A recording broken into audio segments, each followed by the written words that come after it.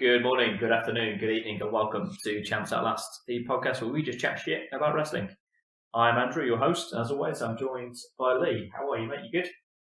Yep, not too bad. Thanks yourself. Well, I mean, it's been a very long week at work. Head full of cold, so apologies for sniffing during this show, so you may have to edit out. And Tom Brady is Super Bowl champ again. But then again, I forgot about that. Yeah, I'm sorry, mate. But then again, there is a new Power Waves album out today. Mark Dunzilla Davis is back wrestling, and Nico Satomura has made her NXT UK debut. So things aren't all that bad. It's actually not that bad of a week. You know, things are on the up. So actually, all right, mate. Cool. While you're on a positive vibe, and we'll make the most of this because it's a very rare thing. Indeed. NXT thoughts. Predictions? Yeah, Pain? Yeah. What's your predictions for the fight cover? Pain. No, it's a solid go-home show. We were pretty much just setting up the tag finals and things. Nice little hype promos. Did you enjoy the little face-offs in the end? I did. I like that they do that now. So they did it before Halloween Havoc and New Year's Evil. So no, I like how they put the little graphics up. So it did for Halloween Havoc because they sort of because Shotzi was hosting, wasn't she, for that one? So we'd come up going, now we've got this match here and stuff. So yeah, it's kind of cool. What about your favourite Cameron Grimes return? Oh, in fact, yeah, that's another uptick of the day. The newly flush with money Cameron Grimes. Yeah, that was nice to see. He's got to put himself some new clothes. He's not worn them, but you know, he's still. I think he's just bought a jacket. I think. You know, that's all he wears now. Instead of the waistcoat, he's bought sleeves. Best thing is, it's a rehash gimmick of Jamie Noble. Amazing. Because at some point, maybe in 2002, I'm not sure, Jamie Noble wins the lottery or something. Oh my god! So he becomes that still feels quite a way from where we're at in this 2002 that we're watching. Oh yeah, it does. But I can see it happening. You know, same hilarity. Yes, yeah. So no, it was good to have him back. He's a funny guy. I like the vibe of NXT at the minute. It's just a nice, easy watch every week. You know, that's all I really want. I enjoyed the bits with Regal and Gargano as well. Regal and Gargano was great. When Rigo opens his office door and Scarlett Bordeaux is there, I am absolutely creasing up there going, oh, Regal's written this one himself, hasn't he? He's going, I want some sultry woman just sat there in my office. I'm going to walk in and be like, oh, what's this? Oh, what's come over me? What's all this? Oh, amazing. I loved it. Great. It was all very polite and amicable. It really was. It was lovely. I mean, she said something, I assume, terrible in Latin or whatever it was, but, you know, very foreshadowing. He's like, yeah, I'll sort that for you. Yeah, all right. Regal's like, thanks, you've done my job for me. Yeah, any other time, you don't make that matches.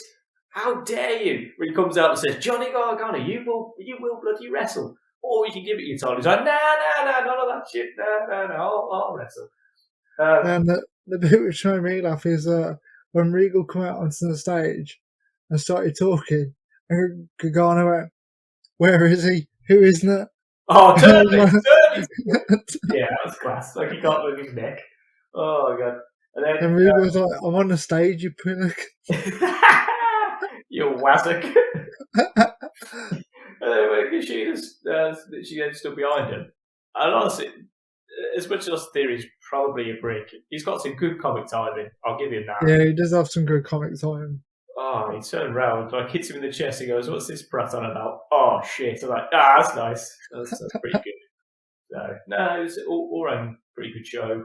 They're saying that it did annoy me just a little bit that Kieran Cross, Santos Escobar isn't on Takeover. Oh, and me, mate. I was like, oh, just stop teasing with it now and just put it on. Yeah, I'm kind of annoyed that it's next week or whatever. I'm like, no, put it on Sunday. And then I look in the car and go, no, it's fine because I'd like to sleep at some point probably. So, Yeah, it's fine. Sleeps in a week. I'm quite weak. Fair enough, mate. At least you admit it. Do you want to run through the card and we'll give some brief predictions? Yeah, go on then. Let's do it. Lovely. So, match 1, Wikipedia has it as Io Shirai champion versus Toni Storm versus Mercedes Martinez for the Women's Championship. It's a triple threat, so Io doesn't have to get pinned or submitted to lose the title. What are you thinking? Bearing in mind we've not discussed this prior. We haven't. I don't think NXT would do us dirty like that. I think Io retains. Io will probably lose it maybe near a Mania or something, and it'll just Andrew, you say NXT wouldn't do us dirty like that. How did Io get the belt? Shut up, Lee. That was different circumstances taken away from Charlotte Flair. Nothing wrong with that. I'm gonna go champ retains, but I wouldn't rule out Mercedes Martinez winning it. I think they'll pull the trigger on Mercedes Martinez, but it'll be in a singles match scheduled for 1 fall. Yeah, so basically what I think is Io gets a win and pins Toni. Sure. Nuss taking her out of the conversation, and then you'll get your one-on-one match. Yeah, and that'll be redemption for losing in the Mae Young Classic, yeah? Yeah, and there'll be some kind of, I'm going to say, like, if I'm fancy booking this, Mercedes Martinez in a cage match. Yeah, I could see him trying to book that. I'd be happy. It sounds fun. And then, obviously, the other members of Retribution come out to her to help her win the belt. Lols. Yeah. Next match? Yeah. Match 2, they have Dakota Kai and Raquel Gonzalez versus Ember Moon and Shotzi Blackheart in the final for the Women's Dusty Rhodes Tag Team Classic. Dakota Kai and Gonzalez. Agreed. And to be honest, I'll be pissy if it went the other way. Yeah, it'd be annoying. Yeah, and I think they would have a better tag match against whoever the fuck holds the titles by the time they do anything with them. It's Nia and Shayna, isn't it? Yeah, it is currently, but Nia, my whole Jax. Jesus Christ, I forgot that. My whole! Lovely. She's just cemented her career as a comedy jobber, so. Thank you, Internet. Thank you. The fact that I broke that news as well. It's me. Yeah, I mean, I had no clue what you was on about whatsoever. Yeah. Yeah, you commented on the Mick Foley post before you watched the video, which was the context for it, so I posted it that way around. I was in the office and I was like, well, I obviously can't watch this. And I just saw on the bottom one, I was like, what the fuck is this about? Yeah, I couldn't go for a break yet. Jesus. Match 3, MSK, which is Nash Carter and Wes Lee, which is, otherwise known as the Rascals, and Zachary Wentz and Desmond Xavier, versus the Grizzled Young Veterans, who, for me, Lee, are soon to be recognised as the number 1 contenders for the tag championships. See, I'm going to go with MSK. I feel that I'm happy whoever wins this. To be honest. I'm going to put. This is bold, but if they let them, I think this could be match of the night. Because this is like fancy booking, indie wrestling, like 101 for me. This is this is all you need is Aussie Open to turn up and you just be like, yep. Falls count anywhere. Yeah. CCK. Yeah, done. Yeah. All the classics. Exactly. So I probably did change my mind during the tournament to think that MSK were going to go all the way. But are they really going to make Grizzlies Young Veterans lose 2 finals in a row? They can make them the Buffalo Bills. Yeah, there's a story to be told if they keep losing in the final. Yeah, but I don't want to seem weak. I do like the fact on this week's NXT they said like 4 like dangerous and crazy men or something like that. And I was like, but one of them was James Drake. I was like, no, I'm not buying that. I still think when he turns face, massive pops. Going to be brilliant. Can't wait till he turns on and gives them a shit. Match 4, odd booking for Wikipedia here, is Finn Balor, champion, versus Peter Dunne. Singles match for the NXT Championship. Thanks, mate. Sorry. I wasn't sure. Finn Balor retains. It's going to be a banger. Going to be a classic. I know I said that the previous match could well be match Yeah. for the night. This was the reason why I nearly stopped myself, because, I mean, this is on the card. So, this has the potential to be Kyle O'Reilly versus Finn Balor, basically. Yeah. Like, this is a show stealer. And they keep building it as first time ever. Surely they must have crossed paths on the Indies at some point. But no, I think maybe not. There's a slight generation gap. Yeah, Pete is pretty young, and Finn would have been probably in Japan by that time. Because you always got to remember that him and AJ Styles kept missing each other, which is mad. Yeah, that's a good point. So, probably is. It's going to be pretty sweet. And then finally, we have Johnny Gargano, champion, versus Kushida in a singles match for the North American Championship. I'm going to retain here. I'm also going to retain. I really like this version of Gargano. So it's no offense to Kushida. If they'd booked this 6 months ago, whenever it was, when they were kind of pushing him, and it's going to be him versus Finn at one point, maybe, or whatever. You know, when they were kind of doing that, I'd have been happy. But I don't know, Kushida's lost a bit of heat, and I think this is maybe a way of trying to get him back into something and give him something to do. But yeah, Johnny's just too hot right now. You can't take that title off him. Yeah, it's one of those where I think they're probably going to move on to Dexter Lumis. Yeah. With Gargano afterwards, so it's maybe like a stopgap for them. Yeah, a little bit. Yeah, because I'm probably waiting for Dexter to be 100% fit again, I suppose. So that's the 6 matches on the NXT card. 5 then. No, there'll be one more added. There won't be. I fucked up. I mean, it won't be. It's definitely after the go home show, and you're not getting Karrion Kross versus Santos Escobar, unfortunately, mate. As much as you keep dreaming, they're not going to make that the 6th match. So, don't do this to me, man. Don't do this to me. That's your 5. While I'm salty, do you want to go back to 2002? Oh, the beautiful time of 2002. Yes, we can. Right, I'm going to pre-warn you that my feed was terrible on the network last night when I was watching it, so my notes are very limited. That's fine. I mean, to be honest, instead of calling it No Mercy, it probably should be called No Bandwidth, because it was fucked. Wow, you write that joke beforehand? I did plan it, yeah. Swinging a bit, mate. Like most of your jokes, so it's fine. Yeah, no, because I write beforehand. That's why they don't land. Oh, Christ. I have...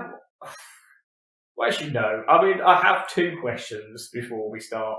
I know they're going to sort of get answered as I watch the pay-per-view, but these are the questions that I had before it started, through the opening vignettes and things.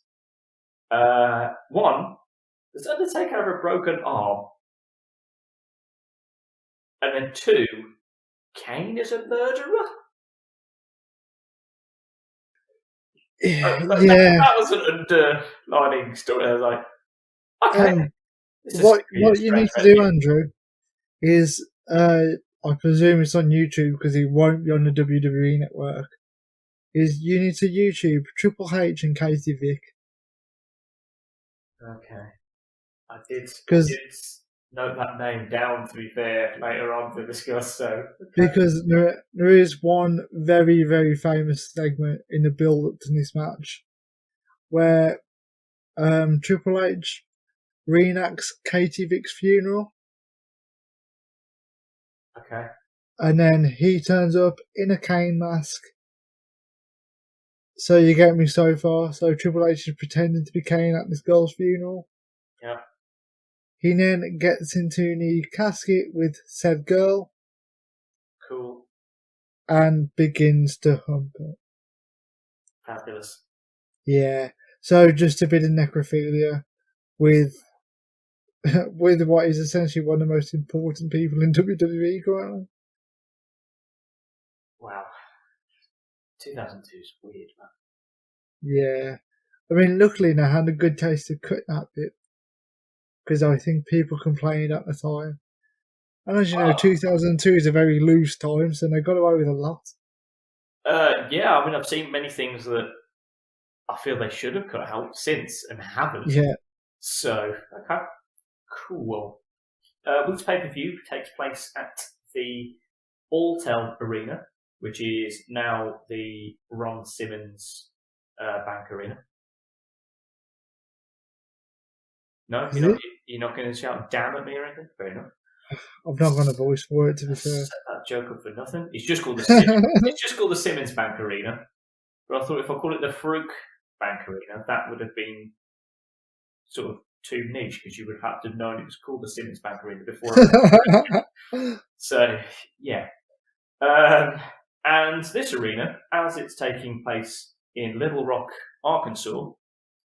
The reason I know it's in Little Rock, Arkansas is because I swear they say the word Little Rock about 1,000 times throughout the pay-per-view. Yeah, and I do. It's weird. Yeah. Like, they don't seem to say the name of the town that often in any of the others until they get to Little Rock, and they say it so often. Yeah. And I love the fact that they've gone from an LA show, you know, that's the Staples Center, which you are correct, is both home to the Lakers and the Clippers. Yeah, no, I was right. As well as the LA Kings, to the Simmons Bank Arena, or the Alltel Arena at that time, which looks to just be like home to the Ice Capades. If I'm honest, they don't really seem to do anything there. Maybe the odd high school hockey game, but yeah, bugger all. I love the fact you talking about the arena is now getting more and more time on this podcast. I like to look at these things now. Have you struck up some kind of sponsorship deal going forward?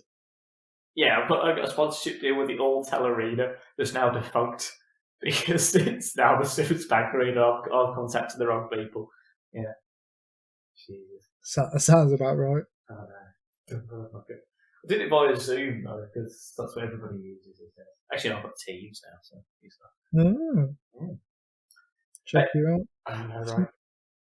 Anyway, the pay-per-view starts.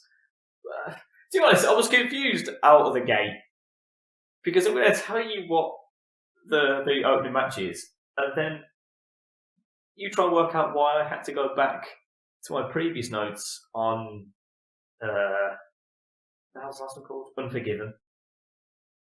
To wonder why I was slightly confused. So it was Y2J and Christian. Yep. The tag team champions versus Booker T and Goldust. Yep. Yep. So that's Chris Jericho, who a month ago was the IC champ. He was. And defended that title. Yep. And Christian, who I believe was also the tag champ, to be fair, last month, and defended it as part of the Un-Americans. Or is that just is that crazy 8-man tag? No, it's just a crazy 8-man tag, wasn't it? Yeah, because I think when I look back at my notes, the tag championship wasn't actually defended, but I feel that the Un-Americans were the champs still. So it's weird now that Christian is still the champ, but not the champ with his team he was. And now YGJ has lost a belt, but is now a tag champ, and this has all happened in a month. And then this rivalry is basically set up within 2 weeks between Booker T and Jericho, with Booker just being mad. Yeah, it's pretty much it. So, yeah, I didn't really understand what was going on. But I mean, it's a fun match. I thought it was an interesting opener. It was one of those where I was kind of like doing other stuff and watching it in the background. And then the rope broke, and I was like, oh, okay, now I'm interested. Oh, mate, that fucking middle rope break. So I was like, what is going on here? And that bump looked rough, Jericho. Like, Yeah. He knows it's coming, but yeah, it didn't look fun for him. I mean, like, you can tell it wasn't planned because Jericho won with a moonsault. Ha. Yeah. I presume he was meant to win with a lion salt off the second rope, and obviously that was out of commission. Nah, not doing any of that shit. Yeah, it was weird. But it was a fun sprint of the match. It just meant nothing. Yeah, this is actually moves on to my favourite segment of the night, early doors. But Jesus Christ. But Funaki interviewing Al Wilson. What's funny is I sort of forgot that's what it was. So my initial notes were Funaki with a man. Because it took me a little time to realise that, oh shit, yeah, that's Tori Wilson's dad, isn't it? I remember where this goes. Do you know in your notes, does he have Funaki and then in brackets SmackDown's #1 announcer? Not in brackets, but yeah. And Funaki is all in capital letters as well, as it should be. Standard. There's only 2 men who get that, him and the Iron Sheik, obviously. Well, you know, if you don't put the Iron Sheiks in capital letters, you can go fuck yourself. Yeah, you jabroni. I didn't understand a word the man said apart from peak and lingerie. Those are pretty much the only 2 words I managed to fathom that Funaki had said. Oh, I thought you were talking about Al Wilson then, to be honest. No. I understood Funaki clearly, because, you know, he's the #1 announcer. Yeah. In fairness, I did also understand the question, and the fair question at that, of why were you wearing your clothes in the shower? This is on my notes. This is going, Funaki asking the key question of why you wearing your clothes in the shower, mate. Yep. I mean, they came back from the clip. He said it. I sat back and went, go on, Al, answer that one. Because that was weird. Because in fairness, I mean, Dawn Marie, like in the nud, right? Yeah. There must have been a certain shot somewhere where you just see a bare arse, yeah? I assume so, yeah. So she's gone all out for it. She's gone, yeah, we're in the shower, so I'm obviously got my clothes on. And everyone's gone, okay, I mean, we might have just gone with like the top half and we'll film around it and make it look like you are. She's gone, no, it's cool, don't worry. Whereas Al has just gone, nah, I'll keep my clothes on, please. Are you sure that won't look weird, Al? No one will notice. I'm only having a shower. Don't worry about it. Yeah, but she's also going to be nude, so it might look a little bit weird. If you were both sort of clothes in the shower, we might get away with it. But she's actually taking a shower, Al. You'll do no. Clothes on. All right, cool. And yeah, so I didn't really understand what was going on. It was bonkers. Yeah. Speaking of bonkers, we now move on to the bollocks portion of the show, which was sadly in a match of Dawn Marie versus Tori Wilson. Yep. Oh, it seemed to go on forever. It might have only been 5 minutes, but it felt 4 minutes too long. I think it was only 5 minutes. I forgot to see at what time it ended. I looked to see what time it started for that very purpose, and I forgot, and then I couldn't be asked to rewind it to find out. Like, nah, it's not that important. Yeah, honestly. Once again, no real notes on this one for me, just dog shit. It's probably the worst women's match we've seen so far. The only saving grace for it is that it was technically a SmackDown match. Yeah. So, I mean, to be honest, Taz and not fucking Jerry. I wasn't expecting a 5-star Matt Classic from these two. Let's be brutally honest. No, it was pretty bad. I enjoyed the fact that Cole was just like, "Oh, this match is shit, so let's tell everybody that this time next week we'll be in Manchester for Rebellion." It's like, yeah, the shout out, hooray! So that was cool. I didn't understand why the ref got involved in that weird spot with the rolling around. Old Mickey Hansen.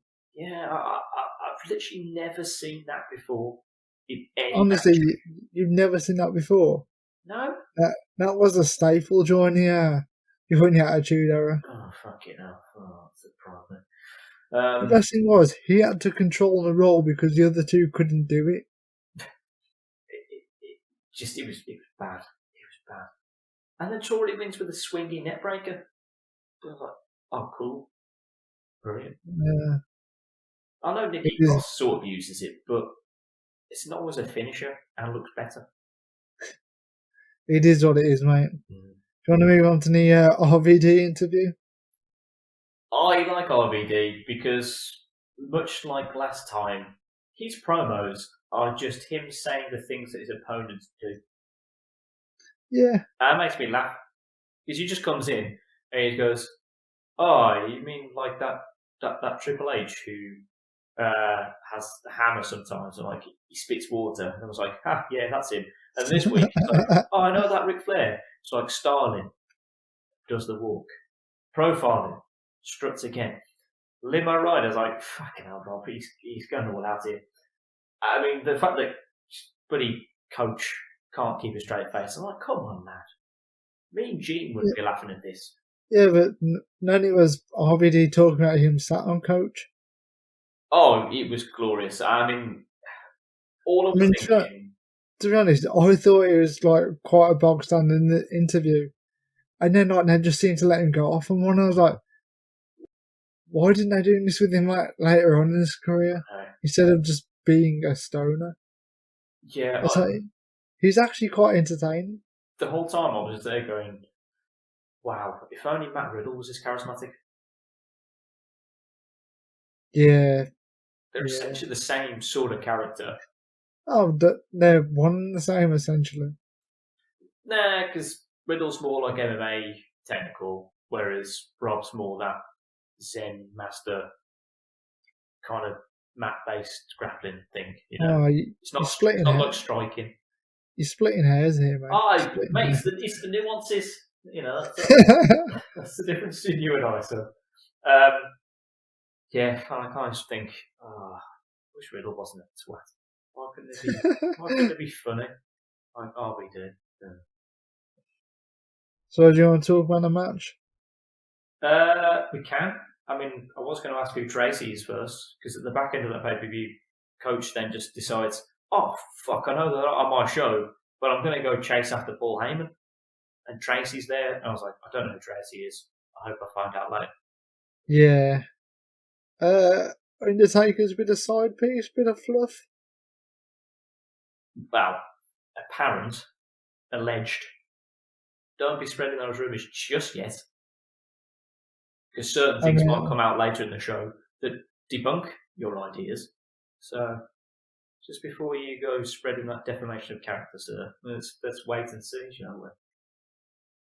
Yeah, well, it wouldn't be the first time. Yeah. So RVD versus Ric Flair. Yeah, it was okay. Yeah. So what I've got it was an average match. Yeah, Rob gives Little Rock the most excitement that arena's ever seen when he puts Rick into the front row. Yeah. Oh, that was pretty fun. That crowd were not expecting that. Usually it's like little kids that were in that part of it as well. That's why I mean like security guards have to come over and go, you might want to move. What? Yeah, there's some old man's going to fall into this in a minute. Yeah, alright. Oh, shit. And then Rick flops his way over the barricade. Good shit. Standard. And then, I don't know about you, I thought it was a bit of a dusty finish that was in no way mentioned, but Rick's shoulder is... it was way over 430. so fucking high in the air. It was insane. Thing is, Flair didn't complain to the ref. No, they didn't No, show a nothing. replay of it. So it's not like we're going, oh, bloody hell, I don't know, but this might come back later on to haunt us. No. So I'll be very interested to see if that is mentioned at any other point. I'm assuming it won't be. But Standard. my word, his shoulder is so far up. It is insane. Crazy.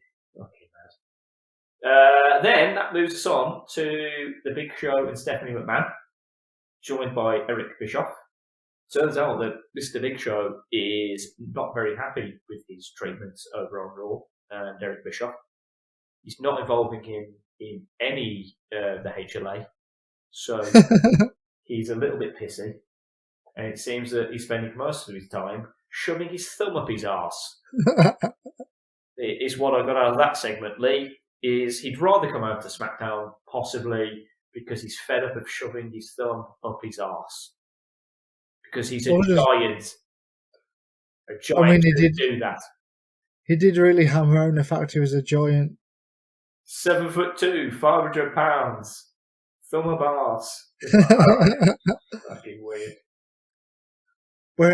When he grabbed Eric Bischoff on a throat and just slammed him into that thing, I think Bischoff actually shit himself. Good. Stupid wanker. Like you could see the terror in his eyes. He's got bloody hell. I hope he doesn't shove his thumb up my arse. That's what he would think. Just thinking the Big Show goes into shoot mode here. Bischoff's fucked. Yes, because he's 7'2" and 500 pounds. And that's a lot of steel equipment that's around they can just throw him into. Yeah, be fun. Yeah, with a thumb up his arse as well. Yep, big thumb. In relative terms, Big Show's arse is going to be quite big, so like it would fit his thumb. Like whereas Bischoff, he's a smaller man. His arse is going to be a little bit tighter, I reckon. So that big thumb is not going to be fun for him. Oh no. I'm not naming the show after Eric Bischoff's arse. You can fuck off. Don't worry, I've already got the name for the show. We're all right. On that disgusting note, can we please just move on to Tajiri versus Noble? Well, I mean, if you want to ignore the IC title promo in between, then yeah, sure. Yeah, because what's the point? I'll bring you back in like 6 months. Okay, fine. And also, it just shows that he's not really been relevant for a couple of years anyway. So I spend a lot of time on like Pat Patterson and working away up his ass. and then like it just gets to like year 2000s and it's just like just a smorgasbord of people and you're like a flip book of just everyone that's fucking crazy. Considering the fact that I didn't even know who the fuck had it because Jericho had it a month ago, and now he's opening the show as a tag team. It's like, what the fuck is going on? Bonkers to be. But yeah, Tajiri versus Jamie Noble, which was preceded by the very first boyfriend versus girlfriend match on SmackDown, whilst Tajiri was the referee. Odd. Yeah. When did Tajiri turn face? I don't know. I assume it's once they thought, Tori's got enough things to deal with the dad being weird. We're going to get this feud going here. So she's no longer a geisha or whatever she was. Even though, to be honest, I only seen the last one pay-per-view. I haven't seen her since this week, so I don't know what happened there. She's got to keep an eye on her dad now, actually. Fucking everything, it seems. To be honest, I don't think she wants to keep that much of an eye on her dad. Catches him in the shower. Not in the buff, though. Not in the nud. But just catching him in there. God, her reaction. Jesus Christ. I've got to stop talking about that. I don't remember anything that happened in the match. I didn't make any notes. The only bit I did enjoy is when Jamie Noble was kissing Nydia post-match. Yes. And then Tajiri just kicks him square in the back of the head. I was like... Oh, no, yeah. That's fair. Made me laugh. I wrote down, however, I don't know if you're going to agree with me, whether this is me just clutching at straws of what I've seen throughout the rest of this year. I think that Nydia is a bit of an underrated valet. I think she's good. She causes good distractions, for refs and stuff. And her actions on the outside of the ring are fucking great. She'll interact with the ground and stuff because they're obviously baiting her. She's near feet away from the whole time. And I think she plays a good role there. I think it's a shame that she's kind of working in this era where obviously she's just got to wear short shorts and be some weird eye candy, but also be I think if she was working sort of now with a similar sort of character, I'd get a little bit more traction out of it. I don't mind her. Yeah, I think she's decent, man. It's not too bad at all. Do you want to talk about the very weird segment next? Oh, I'm not really too sure what happened here. But was this where Chavo Guerrero pretending to be kidnapped? No, I don't think he was pretending. I think Kurt Angle was stretching him in the locker room. Oh shit! No, okay, yeah. So he was actually being kidnapped, but but Eddie thought it was someone pretending because they'd done that earlier on, but you didn't know that at this time unless you'd already watched it. But obviously, I hadn't. So yeah. I was like, right, okay. And then all of a sudden, Chavo gets chucked through the door by Angle. Angle just stands there. Eddie just looks at Chavo. Benoit bursts out laughing. And, yeah. I don't even know what's going on. All I know is that Kurt walked out of there like he'd just been having sex in that cupboard. Yeah. Very pleased with himself. Adjusting himself as he comes through with his gear.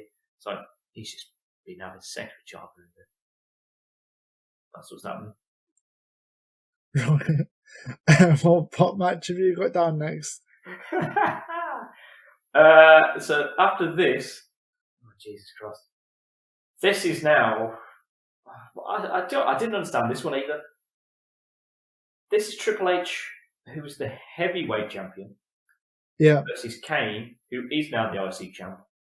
And they did, to be fair, show him beating Jericho. So that helped me out a little bit with the timeline. It's like, cool. Yeah.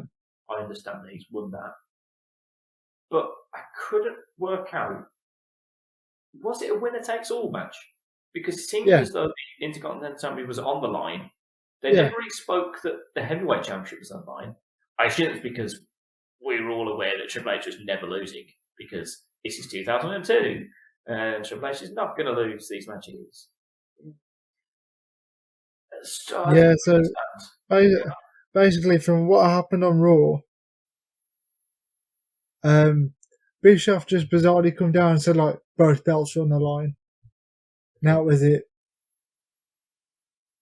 Because for some reason, he didn't think Raw should have a mid-card championship, but probably left a European championship on the lower totem pole. Yeah. And when Trips wins, he doesn't take the IC belt with him. So because that's it. It's just retired. It's done. Literally chuck it in the bin. Oh, okay. In that case, I did not realise that at all until right now. So thank you for that, I think. I probably raised more questions with me, but fuck it. I'll allow it. So welcome to the wonderful booking of 2002, when I just decided to get rid of the most prestigious mid-card belt in WWE history. That makes me want to buy that gorgeous white IC belt. Don't. Because you know what's going to happen is now put a WWE shop promo thing during NXT Takeover. Nah, not during Takeover. You will actually be up watching it and probably text me going, there's like 40% of belts, do you know this? Nah. And then next week I've got an IC belt. It will be Elimination Chamber. They won't do that at Takeover. They don't do those sort of deals. I reckon it'll be like buy one t-shirt, get another for $1. That'll be the NXT one. You wait till Elimination Chamber and it will be up to 40% off belts. Guaranteed. Well, it's a good job I'm probably not going to watch that live, so... Yeah. I might get a bonus in at that point. So, might be out for the belt. Stop teasing the audience with your potential WWE merchandise. So they can't see me. I can tell them I've got one now. You keep telling me they can't see me. Only hear me. Well, you sound like John Cena, that's what I did. That's all I've ever wanted. You want to be big time John, do you? Yep. I'd love to work part-time. Just going slightly off course. I did watch the OSW review of the first 2 episodes of Total Divas. Jesus Christ, I want to watch that. Honestly, hilarious. Because did we watch the first one? I know we watched 2 episodes of Total Divas. Was it Divas rather than Total Divas? You made me watch it yours. Yeah, it would have been. It would have been Divas, wouldn't it? Divas. Jesus Christ, I don't watch it anymore. In like one of the first 2 episodes, they just have some like wood chopping contest between Cena and Daniel Bryan. Yes. Oh, I mean, great stuff, man. I'm sold. We are watching that. So during this match, I was like, is Katie Vick kayfabe? Yeah, it's not a real thing. So Kane isn't a murderer? Well, I presume there is a woman in the world called Katie Vick. That's not really too extreme. Yeah. I don't think Kane has actually murdered anyone. Okay. So, you can sleep easy tonight. That's fine. To be honest, that wasn't even the thing that sort of ruined the kayfabe for me. It was more the fact that we're going on about that he was intoxicated whilst driving. And they're going, this is supposed to be a big red machine, like a monster from hell. The Undertaker's brother. But he's just casually driving around in a car. I'm like, fuck off, is he? You're telling me he's driving around dressed exactly like he is currently in that ring? Just wandering around like a normal human being. Kane's backstory, is everyone is well aware, is he was locked in a basement until he debuted. That was his whole thing. When did he learn to drive, Lee? Exactly. Paul Bearer was the same. Yeah, Paul Bearer's down there. The only thing you could do is see. Oh yeah, come on. All he can do is take driver's ed. Yep. Yes, he's there just pressing on the pedal going, "Gate, slow down."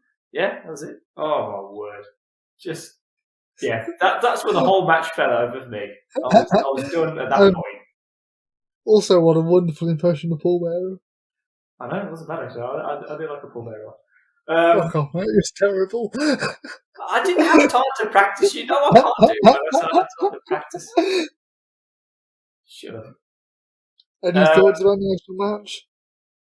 Oh, I don't even fucking know what really happened. I've got a lot of notes for it. If you want, I'll just read them out as they are. Go on then. All right, cool. So, Rick hasn't even had a shower when he arrives. Dirty bastard. Yeah. He's just been chilling since the first match of the night.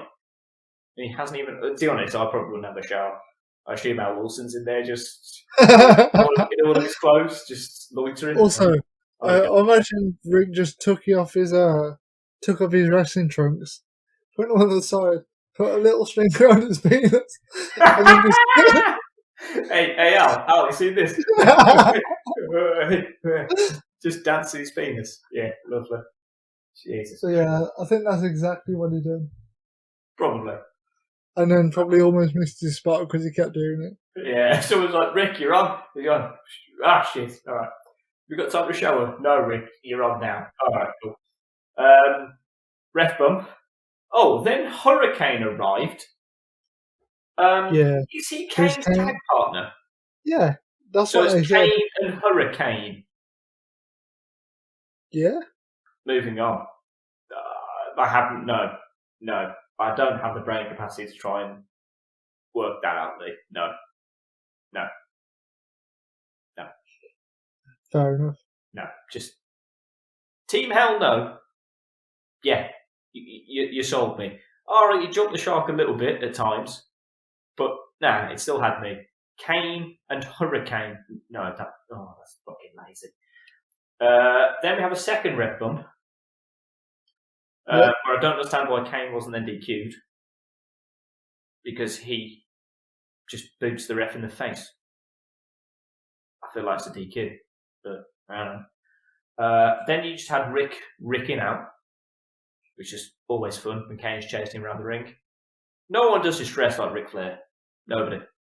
It was like Ric Flair chopping him, Kane no selling it, and then Flair just go, oh shit, and then just going like... Yeah. Oh my god. Ricking out. Coin that phrase right now. What are you doing, son? I'm ricking out. It works. Then... thing is, I think this was Jay... no, it might be Jerry that said it, actually. Yeah. When Kane gets a hold of the sledgehammer, you know, the one that Triple H uses. Yeah. You know, because RBD taught me. That's like a deadly weapon in his hands. Well, isn't it in anybody's? Like when Triple H uses it, wouldn't you class that as being like a deadly weapon for him? It's a fucking sledgehammer. I don't see how, just because it's in Kane's hands, it's now a deadly weapon. I'm pretty sure Triple H wields it as though it's such to cause that drama in the match. For fuck's sake. But then it goes worse than him being behind the wheel of a car. He's showing him no mercy. I was like, go fuck yourself, Jerry. Just go fuck yourself. I'm not having that. Then we have a third ref bump. Jesus Christ. And that led me to the point, as I can see why people dislike Triple H. Certainly during this time of him actually being a wrestler. Every match is so fucking overwrought and overbooked. It's insane. And then he just buries people. See, I've got this as it's a standard Triple H match. Start slow and then create drama with storytelling, not ring work. Because it's always with like an outside interference. And then you're just like, yeah. I mean, like, he's a very good worker. So I don't really know why they rely on this booking for him. Yeah. But yeah, the reign of terror is now in full swing. Oh, for sure. Yeah. And that was it. I think Trips won. Yeah. Yeah. Cool. Yeah. To be honest, now was probably the best time to put the belt on Kane and give him a run with it. And it would have made sense. Now, instead, we're going to insinuate that he drives a car like a normal human being. And then just bury him. See, if I was doing this podcast with someone who knows about cars, I would speculate with that person about what car Kane would drive. But with you, it's going to be pointless because you just feel like, I don't know, red? Yeah. You're driving a red car? Of course we would. Be driving a big machine. And that would be driving a monster truck. And that would be that job done.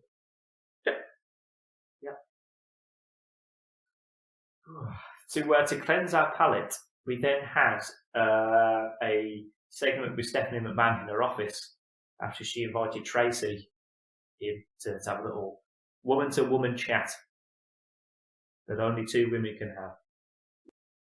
Heart to heart. Come on, tell me what's going on. I have zero notes about this. Confidential and off the record, Tracy. Are you sure? You sure that Mark has been sleeping around with you? Because that's right, we're going to call him Mark just to fucking ruin more kayfabe for everybody. They're calling fucking Mark. Jesus. Fucking hell. Kane drives a car. Undertaker's got a real human being name. Oh, Jesus. How do people survive in 2002? The kayfabe is strong in you tonight, isn't it? It really is. And then the fact that they say, it's a confidential and off-record conversation, despite the fact that there is a camera inches from your face, and we all know that this is being filmed. Yeah. I'm going to suspend my disbelief to pretend that, oh no, you've definitely not said that it was all a lie. Oh, don't worry, Mark was only stood behind the door. Oh, shit. Oh, Jesus Christ. Yeah. But then he called her a bitch and I laughed. After she called her a bastard twice, I was like, they're really pushing that PG pay-per-view rating there. Just, oh, God, we can bend the rules over, we can was it a PG rating? I don't know. No, it was 14 at that time, mate. Oh, bloody no. You don't get hot lesbian action on a PG show, mate. You don't get to see Al Wilson fully clothed in the shower on a PG show. Jesus. How dare it? Yeah, so that happened. Cool. On to the next match? Yep. So, considering they have retired the IC belt earlier in the night, as I've only just learned about 10 minutes ago. I mean, they did push it throughout the show, mate, so I don't really think you're paying attention. I don't know why I missed that. I mean, to be honest, it was a key point in the show. Why do you think they give you that like bloody video montage of me? I don't know. I thought that was just shits and giggles. I just thought they were hyping the match. I thought, cool, we're getting a hype video for the match. Yeah, Kane's champ, wicked. Oh no, but Tripp says he's going to steal his title. You know, I thought they were just going to have like 2 belts again, which is stupid because they've only just had that Undisputed Championship and then split the belts again, and now they're going to do another belt. So, yeah, alright, I hadn't thought through the logic. I was too busy worried about the fact that Kane might have been a murderer. Alright? I thought they couldn't let a murderer have the belt. Okay? Yeah. Come on. Fair enough. And talking of murderers with the chance to win a belt, we have Chris Benoit, Kurt Angle versus Edge and Rey Mysterio. What a segue. Intense match. Yeah, so it was very fast paced. Yep. It felt more like a Fatal 4-Way than an actual tag match. It was pretty bonkers. I didn't really write any notes, so I think I was just watching it. Watching the match. Same. But these are the future pillars of SmackDown. Like 2 years before when I was in the actual foundations, essentially. So it was good to see. It was just like, oh fuck, we got 4 really good wrestlers and no space for them on this pay-per-view. I tell you what, just book a tournament. We'll create some tag belts for SmackDown. Off you go, lads. Yeah, like I said, they dropped the IC belt, but we're going to create another tag championship, which was a SmackDown exclusive. I know. Much as it is now. I'm just wondering if you picked up on that key. No, that bit I know. That's a bit I know. However, what the fuck was Ray doing at the finish, man? He's a bad partner. So he wipes Benoit out. Surely he then could easily have just got back in the ring and like helped Edge so he didn't tap. What was he doing, man? Yeah, but he probably saw the state of Edge's ankle lock and was like, nah, fuck that. Don't want to team with that dude. Honestly, that ankle lock was fucking awful. He doesn't need some ankle locks. He's there to spear people and give them executions. Well done. Yeah, it's a hard word to say. So yeah, it was a really good match, but it was the one where I just literally sat there and watched it. Yep. And I would say the better team won. Mainly because are the 2 better wrestlers on the roster? I'd say no. So fair play giving them that belt. So the next segment is Undertaker talking to the doctor. Yep. Asking for an injection. I didn't know he was a doctor because he wasn't wearing a big white coat. See, that's the difference between Raw and SmackDown. I was led to believe the doctors when did Taker go to SmackDown? It's a good point. I'm pretty sure he's on Raw in the last show. No. He was definitely on Raw at some point, though. Oh, mate, if you don't know, you think I'm keeping track of this shit? Jesus no, because obviously you don't know the IC belt's retired. No. Exactly. In my eyes, I'm the IC champ. Fuck it. So basically, Taker goes to the doctor, asks for a shot in his hand. Doctor says it's unethical. Taker threatens to beat the shit out of him and just do it anyway. And then, he said to just give it to himself. I'm like, if I was a doctor, I'm going, all right, fine. Do it to yourself. but then, I'm not quite sure how injections work, but I'm pretty sure this isn't the case, Andrew. I think you may have had the same reasoning as me, so go on. He injects it into the cast. No, he doesn't. Yeah. Does he? Yeah. I was like, that's not how it works. Oh, Jesus Christ, if they've done that, that is shocking. I was like, no. I'll have to go back and watch that. That's idiotic. I was more... if you fractured your hand, I don't think that the shot of cortisone or whatever he's giving him is really going to help you. Like, it's not going to heal your bones. I don't feel like that's when you would give that sort of an injection. But it's just like a pain relief, isn't it? Yeah, just, I don't know. It's just to get him through the match. It doesn't heal anything. But it just didn't seem the point. If he was a big man, he wouldn't need the painkiller, would it?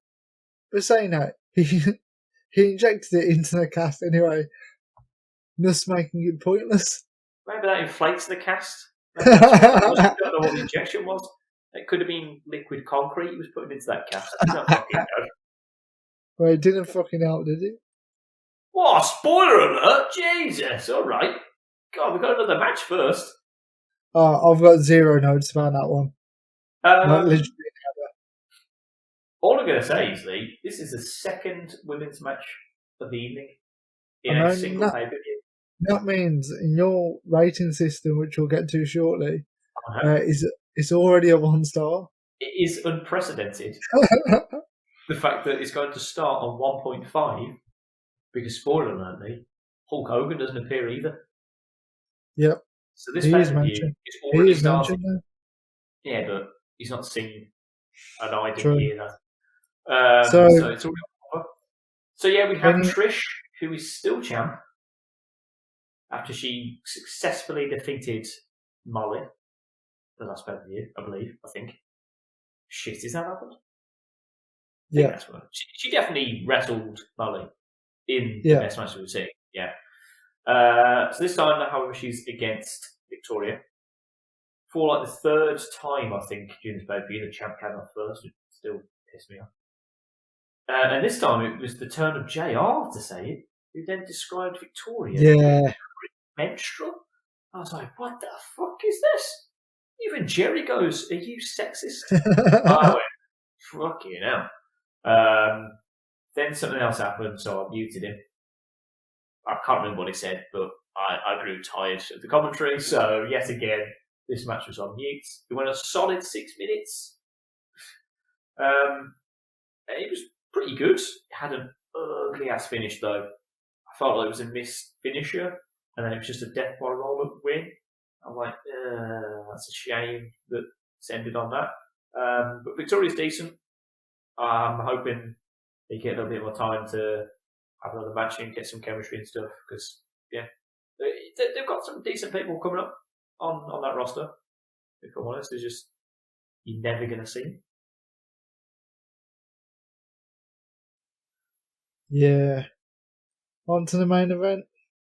No. I would like to talk about the most depressing segment of World ever. I think Rikishi might shut the fucking place down. I wouldn't be surprised if this is the reason why we don't see it again after this pay-per-view. Because, my word, all the other segments we've had from World, I've come to you gone, well, that was bonkers. Oh, that was the strangest thing I've seen this evening. Ha ha ha, they cut those idiots off. No, we come to Rikishi in a very somber mood, just going, fucking hell, I wouldn't want to be in a Hell in a Cell match. Certainly not with Undertaker. He damn well nearly killed me last time. I mean, he threw you onto some sawdust. Threw him onto an actual mattress. Brilliant. You could see the tag. Is it hot tag? No. That was a solid joke. No. Yes. So Rikishi then just bums everybody out. Didn't even at the end or do something funny or be at World and dance with people on the stage going, yeah, getting people hyped up. No, he's just comes in, Hell in a Cell is going to break you. I'm like, oh, cool. Thanks Rikishi. So I no longer want to visit World in New York. Seems like shit. Then we had the champ come out first again. Pissed me off. Just so we could have a Ginger Taker still managed to ride his motorcycle with a broken hand. Because he had the painkiller. I think. Did he come with the motorbike? Yeah, oh, good. I'm glad you weren't sure either, because thinking about it now, I didn't see it happen. I wasn't necessarily watching.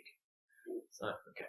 Well, it wasn't going to be Sarah driving it and Undertaker sat in a sidecar, was it? No, not with Tracy's apparently his side piece.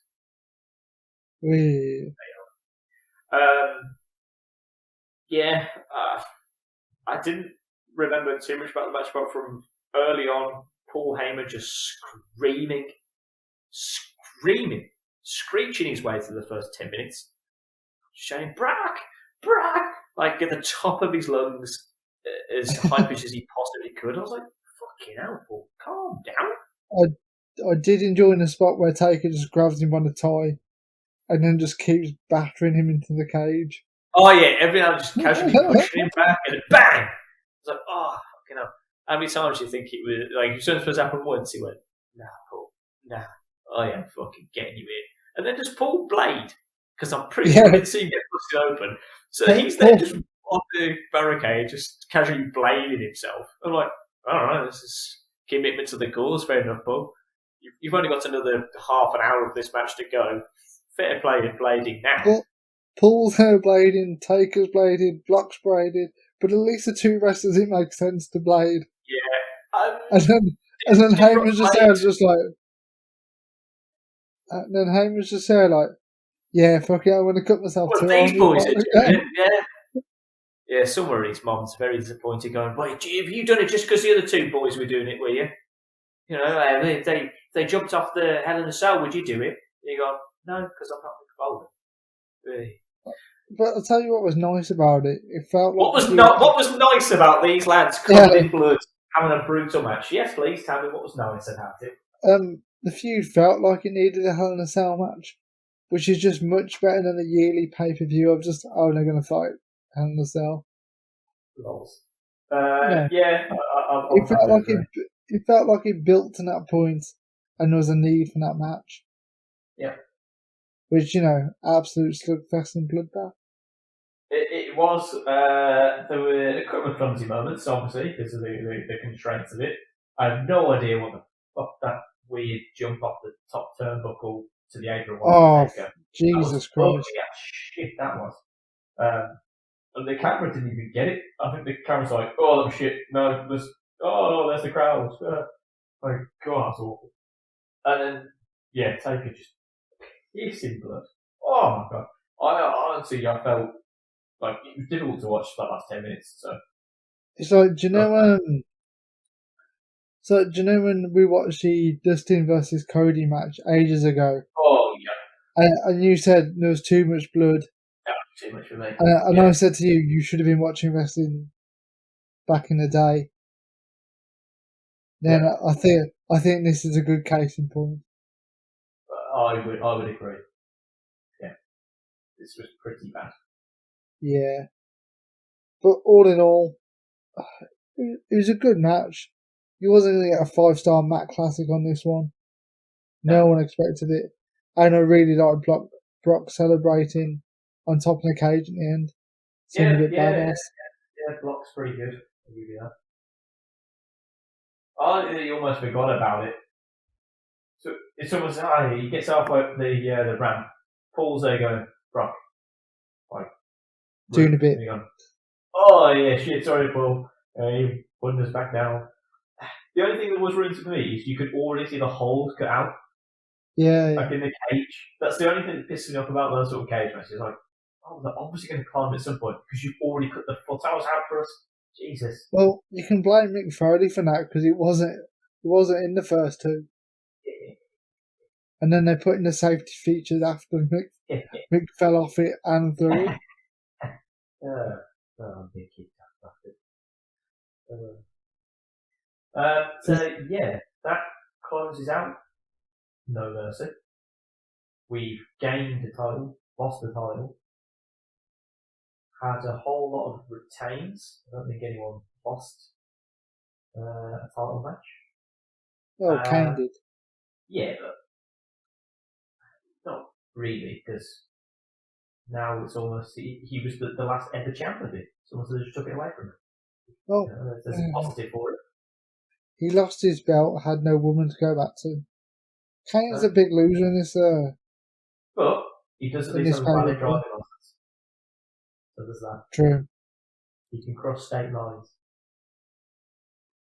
He can go and join Al Wilson in the shower. Nah. Nah, I wouldn't be joining him. So, yes. Out of 5, Andrew, what you're rating it? Well, I say it's already getting a 1.5, which is strange because that means I almost have to class it as being a 4 because of the 5, the 0.5 because not having Hogan in. Because it felt like a 3.5 because not a lot really happened. But it wasn't a terrible pay-per-view. It's just, I don't know, it was odd. I feel like I'm just been giving all of these 3.5, and that's annoying, but yeah, 3.5, mate. Yeah, I'm giving it 3 stars. It's watchable. Yeah, I'll give it that. Watchable. It's watchable. Funny shit. Back to So, the times. Yeah, but I think that goes to most of 2002, to be fair. It does. Next week, we do have a possible replay of Survivor Series. Yeah, it's either that or we can do Rebellion. We'll see what the card is. I'm not sure I want to. I'm not sure I want to bag on a UK technical house show. I think it's 5 matches featuring Hulk Hogan. Oh, okay, we'll watch it then. all with Jerry the King Lawler commentary. Yeah. Yeah. Good. Okay. On that random bit, Andrew, do you want to wrap it up? Can indeed. So, if you like what you hear and you'd like to check out some more, please go check us out at Chaps Out Last. That is on Twitter, Facebook, Instagram. We might be YouTube, apparently. I don't know. But either way, not at the moment, no. Okay, well, don't go on YouTube at all. There's nothing on there for you. Don't you dare. Do not visit YouTube. Not until we say so. It's at Champs Out Last, and you can find us on Google Podcasts, Apple Podcasts, Spotify, all sort of weird shit. So all of the platforms, wherever you listen to podcasts, we will be on there. Just search for Champs Out Last. Please like, follow, subscribe, and yeah, we will talk to you next time. Lee, mate, have a good weekend or week. I don't want to give too much away when we're filming this. Just enjoy yourself. Have a good time. Thanks, mate. Peace out.